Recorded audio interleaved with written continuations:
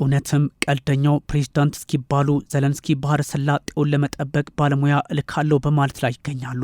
አሜሪካ ሀሳቧን ሳትቋጭ በማጨብጨብ የምታወቀው እንግሊዝም ቀስ እያለች በመሳብ ወደ ጦርነቱ የገባችበት አጋጣሚ ተፈጥሯል። የማይናወጡት የቴህራን አጋር የሚባልላቸው ፑቲንም ወደ ነዳጅ ፖለቲካው ትኩረት እያደረጉ ሀገራቸውን ማዳን ላይ የማተኮር አዝማሚያ ውስጥ መግባት ላይ ናቸው በሚል ትችቱ ከግራም ከቀኝም እየበረታባቸው ይገኛል። በእርግጥ ፑቲን እኔ ለኢራን እንደዛ አይደለሁም የሚል ፖለቲካዊ አቋም ላይ ናቸው። እንደ ቱርክ ያሉ ሀገራት ፖለቲካዊ ግርግሩን ተጠቅመው የመካከለኛ አቅማቸውን ሊያሳድጉ ይችላሉ። የፖለቲካው አዲስ መንገድ ጠረጋ ላይ ናቸው ኤርዶዋን መባሉ ውጥንቅጡ የወጣው ጦርነት ኢራንና እስራኤልን ማተኳኩሱን ቀጥሏል በሚል ብቻ እንደማይቆም ማሳያ ሆኖ ተመዝግቧል። ኢላማቸውን ይምቱም አይምቱም ወደ ቴህራንም ወደ ቴልአቪቭም እሳት የጫነው ሚሳኤል መምዘግዘጉን በየሰዓቱ መመልከት የመካከለኛው ምስራቅ ወታደራዊ ውሎች እየሆኑ መጥተዋል። በአሁኑ ሰዓት የመካከለኛው ሀያል ሚድል ፓወር ዲፕሎማሲን መከተል እንኳን አገራት ተስኗቸዋል። አሸማጋይ እንደ ድልድይ ለእርቅ መንገድ ከመጥረግ ይልቅ ጎራ ላይ ታቹ ተዋጉ የዲፕሎማሲ ግፊቱ ለሀገራቱ በርትቶባቸዋል። ተስማማው ግን ጥቅሜን የማይነካ መንገድ እንፈልግ እንችላለን ግን እስቲ በሚሉ አገላለጾች የመካከለኛው ምስራቅ ፖለቲካ በጥንቃቄ ለመያዝ አገራት በሂደር አውድ ውስጥ ሆነው የሚጠቀሙባቸውም ሆነዋል። በእያንዳንዷ ሰዓት እኛ የኢራንን የሚሳኤልና የድሮን አቅም ማንም ይሆናል ብለው በማያስበው ሁኔታ አውድመናቸዋል። ሚሳኤሉን በጠመዱ በ4 ደቂቃዎች ውስጥ ማስወንጨፊያው ተመቷል። ምን እንደተፈጠረ እንኳን አያውቁትም። በሁሉም የዓለም ጥግ ብዙ ጦር አለን። የባህር ኃይላቸው ተሸኝቷል። በ3 ቀናት ውስጥ 24 መርከቦች እጅግ ብዙ ነው።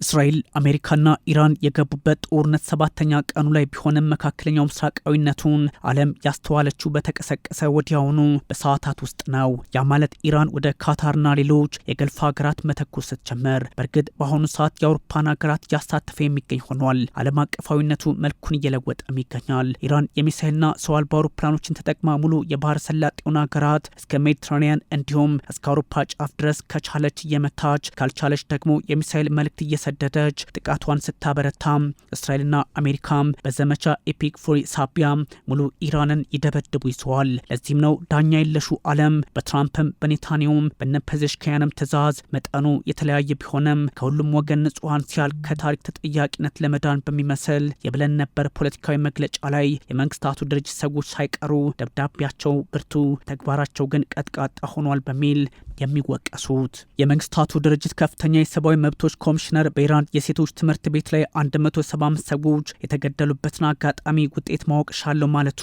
አዘርባጃን ዲፕሎማቶቿን ከኢራን እያስወጣች መሆኑ ኢራን ሶስተኛውን ሁለንተናዊ መሪ ሳትመርጥ አልቀረችም ይፋዊ ማድረግ ነው የሚቀረው የሚል መረጃ መጋራቱ ሩሲያ የኢራን ጦርነት የኢነርጂ ምርቶች የተፈላጊነት እንዲጨምር አድርጎልኛል ማለቷም በተመሳይ ህንድ ከሩሲያ ነዳጅ ትገዛ ዘንድ የተጣለባት ማዕቀብ መነሳቱ የእስራኤል ሚዲያዎች የቤንጎሪዮን አየር ማረፊያ ተመቷል ሲሉ መዘገባቸው የፈረንሳይ 52 መርከቦች በገልፍና በቀይ ባህር አካባቢዎች መውጫ ማጣታቸው መነገሩ ዝምታ ላይ የሰነበተችው ስፔን ሳትቀር ለኦማንና ካታር አጋርነቷን መግለጿ የእስራኤል ጦር 6 የኢራን ሚሳኤል ማስወንጨፊያ አውድሜያለሁ ማለቱ ሳውዲ ዛሬም በሪያድ አቅራቢያ ሚሳኤል ማስተናገዷ ቤሩት ክፉኛ መመታቷ ግራ አጋቢው የመካከለኛው ምስራቅ ወታደራዊ ውጥረት ከመለዘብ ይልቅ ትኩሳቱ እየጨመረ ዓለምን ወደ ማዳረሱ እንደሆነ ለመገመት እድል የሚሰጡ ጉዳዮች ናቸው። Is there any other way that Americans should be concerned that Iran could attack the American homeland? እነሱ በእኛ ዙሪያ በርካታ የጦር ሰፈሮች አሏቸው። አሜሪካ ድረስ መሄድ የለብንም። ርቀን መሄድ ለምን ያስፈልገናል? በቂ ወታደሮች፣ በቂ የጦር ሀብት አላቸው። ወታደራዊ ሰፈርም እንዲሁ እዚሁ እኛው አካባቢ ስላሉ ተሻግሮ መሄድ ያሻል። ምንም እንኳን ጦርነቱ ሊበርድ የሚችልባቸውን አጋጣሚዎች ለሰላም ጽኑ ፍላጎት ያላቸው የሰብአዊ መብት ተሟጋቾች በምክር ሀሳብ ደረጃ ለማስቀመጥ ቢሞክሩም ከአሜሪካዎቹ በአረቢያን ባህረ ሰላጤ በኩል ያለው ዩኤስኤስ አብርሃም ሊንከንና በሜዲትራኒያን ባህር መልሕቁን ከጣለው ዩኤስኤስ ጀራልድ አር ፎርድ የሚነሱት ቶማሃውክ ሚሳይሎች እንዲሁም ኤፍ-35 ተዋጊ ጀቶች ቀጠናውን ያመሱት ይዘዋል። ኢራንም ሚሳይሉን ታዘንበዋለች። ይህ ሁሉ ጥንቅጥ የተፈጠረው ከፖለቲካዊ ይልቅ ወታደራዊ ማመዘኑ ከዲፕሎማሲው ይልቅ ኢኮኖሚው ቦታውን እየያዘ መሄዱ ከናስታርቅ ይልቅ በጠቡ ውስጥ እንጠቀም ባዮች መበራከታቸው መሆኑን ተንታኞች ያስቀምጣሉ።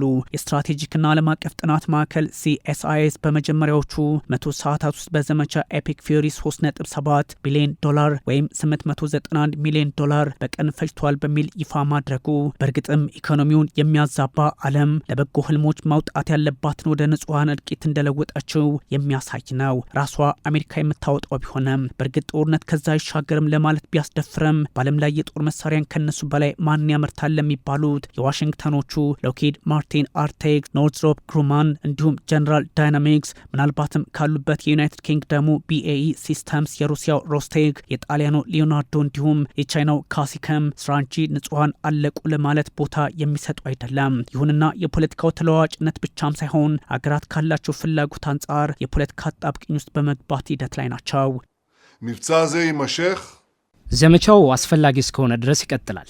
ላለፉት 47 ዓመታት በኢራን ያለው አገዛዝ ሞት ለአሜሪካና ሞት ለእስራኤል ሲል ቆይቷል። በራሱ ምድርም ዜጋውን ሲያሰቃይ ነበር። በቀጠናው ያለውን የህዝብ ሞራል ጥሷል። በዓለም ዙሪያ የሽብር ቡድን መረብን አስፋፍቷል።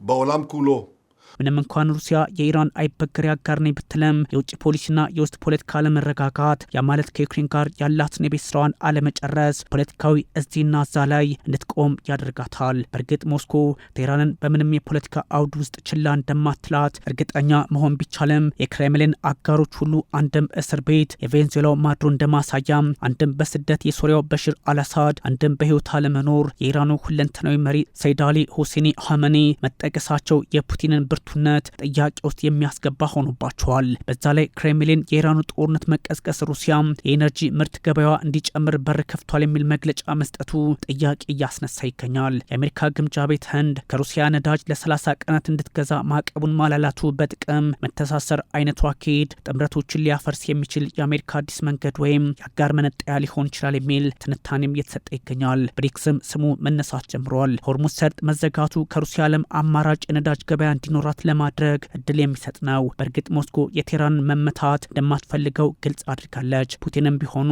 በዚህ ጉዳይ ላይ ጀርባ እንደማይሰጡ በተደጋጋሚ መግለጫ ሰጥተዋል። የኢራን ኃይሎች አቅማቸውን በማጠናከር የአሜሪካን የነዳጅ ጫኝ መርከብ በኩዌት ባህር ዳርቻ ላይ መምታታቸው፣ IRGC አዲሱ ትውልድ ሚሳይሎች በባህረ ሰላጤው የአሜሪካን የጦር ሰፈር እንዲሁም የእስራኤልን ይዞታዎች አጥቅቻለሁ በሚል መግለጫ መስጠቱ የማይረግብ አካሄድ ጦርነቱ እንዳለው ይጠቁማል። آخرین تیر خود را هم رها کرد.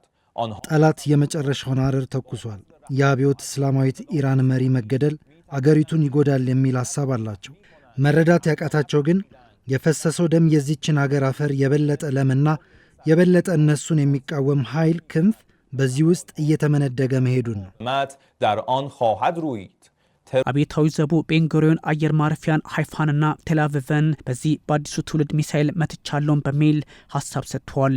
በሌላ በኩል እስራኤል ከምድር በታች የነበረውን የአያቶላ አሊ ሐምኒ ይኖርበት የነበረን ቦታ ቢሮዎቹን ጨምሮ በ50 የጦር ጀቶች መምታቷን አረጋግጣለች። ከሐምኒ ህልፈት በኋላም ባለስልጣናቱ የሚሰበሰቡበት እንደነበርም ተነግሯል። አገራት ማደራደር ጥረት ውስጥ ናቸው ማሱድ ፔዜሽኪያን ማለታቸው ዋሽንግተን መካከለኛው ምስራቅ ላይ ትኩረት መስጠቷ ፑቲን የዩክሬንን ጦርነት በሚፈልጉት ልክ ለመቆጣጠር እየተጠቀሙበት ነው። ብሪታንያ ለባህሬን አየር ክልል መከበር ጀቶች የስራ ይሰራሉ አለች። የእስራኤል ኤምባሲ በባህሬን ተመታ፣ ሳውዲ ተጠቃች፣ መሀል ቴህራን ሲደበደብ አደረ፣ ቴልአቪቭ አደገኛ ጥቃት ደረሰባት፣ አረብ ኤሚሬቶች 9 ባሊስቲክ ሚሳይሎችን 109 ድሮኖችን አከሸፍኩ፣ 3ቱ ግዛቴ ላይ አረፉ ማለቷም፣ ኢራን ለአሜሪካ እግረኛ ጦር ዝግጁ ነኝ አለች። ትራምፕ እግረኛ ማስገባቱ ጊዜ መፍጀት ነው አሉ።